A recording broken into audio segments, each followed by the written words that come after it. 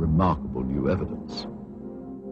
If this film indeed corresponds with Vereshchagin's story, what we are looking at is the scene of the crash site in Perezyovsky as viewed by a camera on top of a military truck.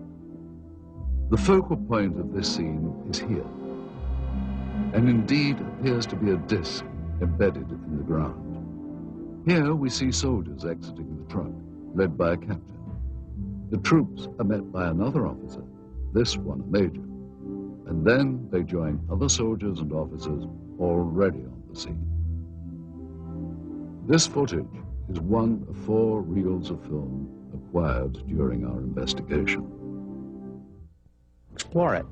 This film footage certainly seems to depict interest by Russian military personnel in the object that is seen sticking out of the ground. Soldiers, officers, and civilian-clothed agents are deployed around the site, and they appear to be both guarding and examining the object.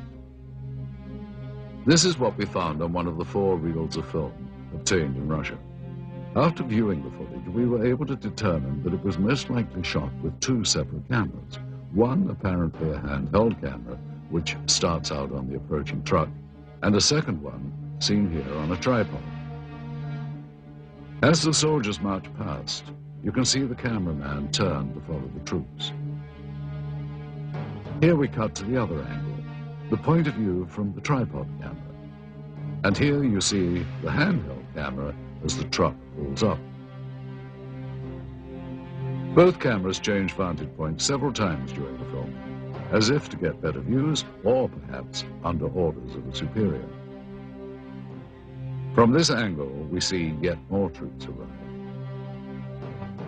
Author Veniamin Vereshchagin described... Знаете, в дальнейшем события приняли более такой масштабный характер. По просьбе КГБ были привлечены... On the KGB request, the Soviet army...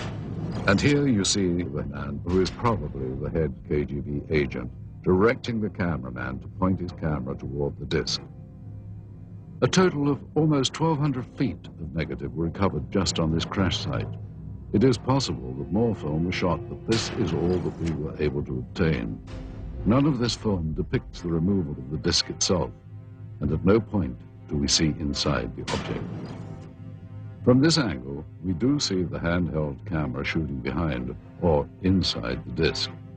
However, that footage, if it was in fact ever shot, was not included in the cans of film we acquired. We can only speculate that it may still be at large. We must also speculate on how the object ended up here, based on information from where did this object come from and how did it come to crash here? And more importantly, what has happened to it since?